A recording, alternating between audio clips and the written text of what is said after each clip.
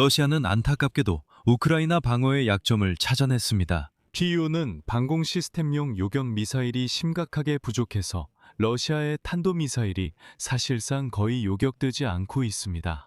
러시아는 우크라이나 미사일 공격을 늘리며 대공 요격 미사일의 심각한 세계적 부족을 이용하고 있습니다.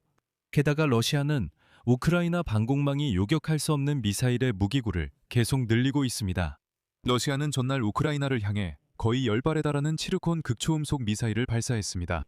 이는 한 번의 공격에서 사용된 미사일 중 가장 많은 수입니다.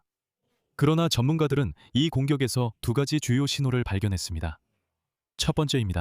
러시아군은 이미 2달째 전선에서 영토를 잃고 있을 뿐이고 우크라이나는 러시아 본토 깊숙한 곳까지 공격을 늘리고 있습니다. 그리고 두 번째입니다.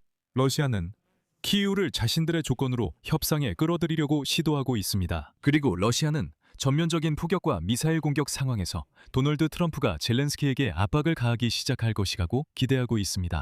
그래서 푸틴이 왜 우크라이나를 포격하는지, 그리고 러시아가 언제 진짜 협상에 나설 준비가 될지에 대해 이야기해 봅시다.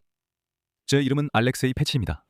이 주제에 대해 이야기해 봅시다. 하지만 시작하기 전에 이 채널을 구독해 주시고 이 영상에 좋아요를 눌러주시며 아래 댓글로 여러분의 의견을 남겨주시길 부탁드립니다. 또한 제 텔레그램 채널 패치 뉴스도 구독해 주세요. 링크는 이 영상 설명란에 있습니다.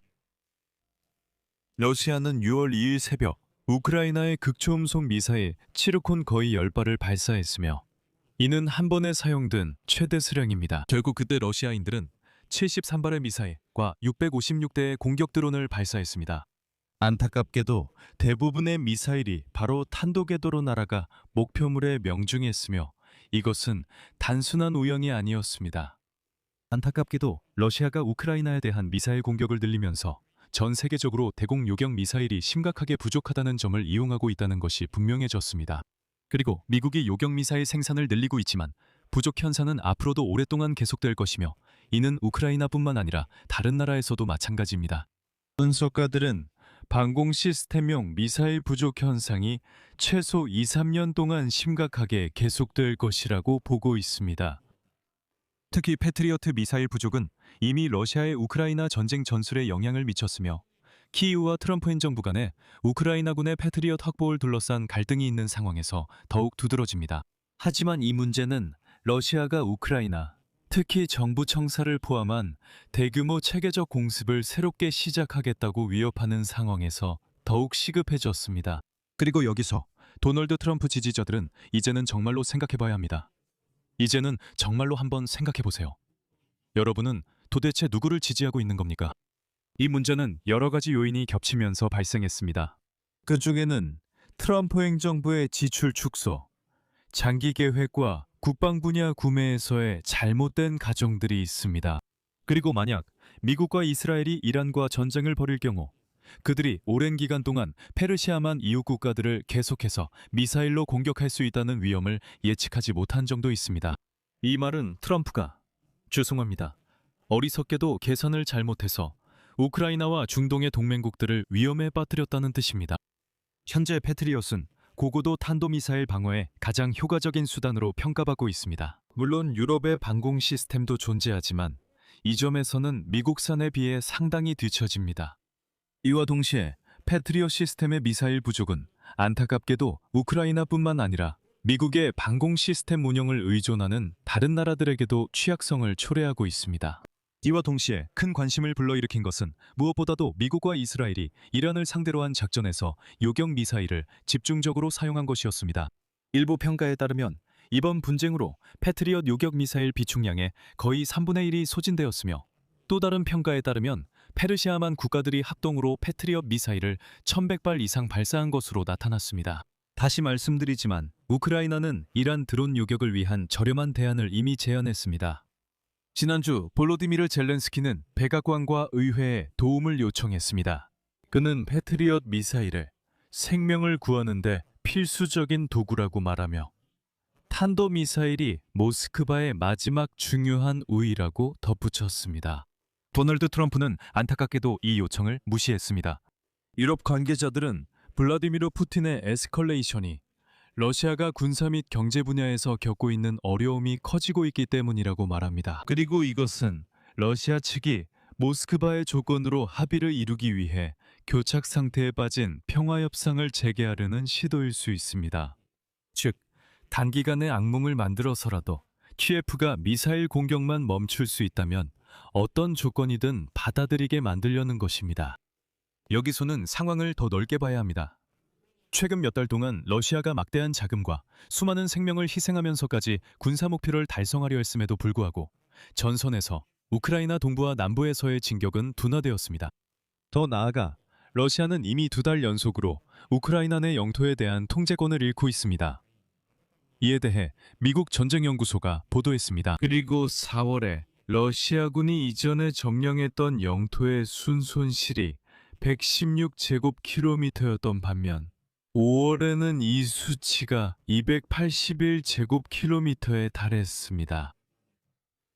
분석가들은 러시아군이 완전히 통제하고 있는 영토만을 고려했으며 소규모 부대의 침투 구역은 포함하지 않았습니다.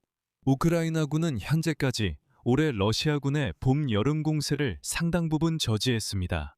그리고 러시아군의 공세로 인한 영토 손실 추세는 매우 심각합니다. 다시 말씀드리면 4월에는 순손실로 116제곱킬로미터를 잃었고 5월에는 이미 281제곱킬로미터를 잃었습니다. 그래서 크렘린은 모든 관심을 도시들에 대한 대규모 공격으로 돌리려고 하고 있습니다. 반면에 모스크바와 에너지 인프라에 대한 우크라이나의 장거리 타격은 러시아인들에게 전쟁에 대한 인식을 심어주었고, 이는 블라디미르 푸틴의 지지자들조차도 러시아가 이 전쟁을 계속할 가치가 있는지 의문을 갖게 만들었습니다. 모스크바에서는 더 이상 완전한 승리는 없다는 말이 점점 늘고 있습니다. 또한 완전한 승리가 꼭 필요하지 않았다는 의견도 있습니다. 예를 들어 같은 선정가 솔로비오프도 자신의 방송에서 이렇게 말합니다. 들어보세요. 오데사는 예를 들어 러시아인들이 애초에 점령할 생각도 없었다고요. 솔로비오프는 이제 오데사가 러시아 도시가 아니라고 말했습니다. 그리고 전반적으로 오데사에는 이제 러시아인이 없으니 그렇다면 왜 오데사를 점령하겠느냐는 거죠. 이미 약간 뒤로 물러서기 시작했죠. 그리고 우리는 애초에 완전히 명확하게 이기려고 했던 건 아니라고 말하고 있습니다. 게다가 우크라이나 중거리 드론의 공격은 러시아와 정령된 크림반도를 점령된 우크라이나 남부를 통해 연결하는 주요 육상 해랑을 따라 물류와 보급 경로에 심각한 차질을 초래하고 있습니다.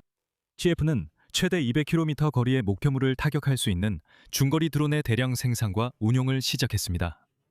이러한 공격들은 도로에 큰 영향을 미쳤습니다. 우크라이나 점령지의 도로들은 사실상 적군의 군사 물류에 거의 쓸모없게 되었으며, 이제 이 경로들은 인공지능이 탑재되고 스트롤링 시스템에 연결된 호넷 드론의 지속적인 공격을 받고 있습니다. 러시아 점령 당국도 문제가 있음을 인정하고 있습니다. 예를 들어 헤르손 지역에서는 크림반도로 향하는 운전자들에게 낮 시간에만 이동하고 경계를 유지하며 주의를 기울이라고 권고하고 있습니다. 드론 공격 시에는 차량이 움직이고 있을 때 바로 차에서 뛰어내리라고 합니다. 공격의 여파는 이미 체감되고 있습니다. 5월 30일 병합된 크림반도의 이른바 주지사 세르게이 악쇼노프는 반도에서 휘발유가 배급표로만 판매될 것이라고 발표했습니다. 모스크바, 벨고로드, 로스토프 지역에서도 휘발유에 대한 제한이 도입되었습니다. 결국 우리가 가진 것은 무엇입니까? 러시아의 군사적 우위가 줄어들고 있습니다. 우크라이나는 공격의 지리적 범위와 강도를 확대하고 있습니다. 미국은 협상에서 잠시 멈췄습니다. 모든 것이 블라디미르 푸틴 뜻대로 되지 않고 있습니다. 그래서 에스컬레이션이야말로 그가 완전히 통제할 수 없는 상황에 대응할 수 있는 유일한 방법입니다. 말로는 블라디미르 푸틴이 여전히 자신이 이기고 있다고 주장합니다. 예를 들어 5월 29일 그는 우리 전선 상황은 러시아가 전쟁 조기 종결을 말할 정도라고 말했습니다. 우리 군대는 매일 모든 방향으로 전진하고 있습니다. 우리의 방향으로요. 하지만 유럽 관리들은 블라디미르 푸틴이 어려운 처지에 있다고 보고 있습니다. 모스크바는 미국이 평화협상을 재개하도록 유도하기 위해 긴장을 고조시키고 있습니다. 크렘린은 이 협상에서 도널드 트럼프가 젤렌스키에게 도네츠크 지역의 남은 부분에서 군대를 철수하라고 압박할 것으로 기대하고 있습니다. 그리고 오늘 참고로 크렘린은 이미 젤렌스키가 우크라이나 군대의 도네츠크 지역 철수를 명령하는 그날 전쟁을 멈출 준비가 되어 있다고 밝혔습니다. 하지만 푸틴은 국내에서도 문제가 있습니다. 전쟁은 러시아 소셜미디어에서 점점 더 많은 비판을 받고 있습니다. 그리고 여기서 러시아인들이 여전히 퍼뜨리고 있는 흥미로운 점이 있습니다. 이미 4월 중순에 러시아군이 말라야 타크마치카와 말로야 트로이치코의 마을을 끝없이 공격하는 것에 대한 논평이 담긴 영상이 공개되었습니다. 그리고 이 영상은 러시아에서 강조하지만 우크라이나인이 아니라 러시아에서 러시아 연방군사지휘부가 퍼뜨리는 거짓말을 상징하는 바이럴 밈이 되었습니다. 그리고 상상해보세요. 이 영상은 벌써 한 달 반 동안 러시아 소셜 네트워크에서 계속 퍼지고 있고 이제는 러시아인들조차도 이 말라야 토크마치카 밈을 이해하고 있습니다. 결국 가을이 되면 블라디미르 푸틴에겐 두 가지 선택만 남습니다. 만약 우크라이나가 미사일 공격에도 불구하고 그의 요구에 굴복하지 않는다면 9월 총선 이후에 이미 인기가 없는 동원령을 시작하거나 아니면 정치적으로 위험한 조치를 감수하지 않기 위해 전쟁을 일시 중단하는 쪽일 것입니다. 이것이 바로 사람들이 말하는, 즉 전쟁의 격렬한 국면이 겨울쯤에는 이미 시작될 수 있다는 이야기입니다. 여기서 말을 줄이겠습니다. 여러분의 의견과 결론을 이 영상 아래 댓글로 남겨주세요. 채널 구독과 알림 설정, 그리고 좋아요도 잊지 마세요. 오늘은 여기까지입니다. 모두 건강 조심하세요. 안녕히 계세요.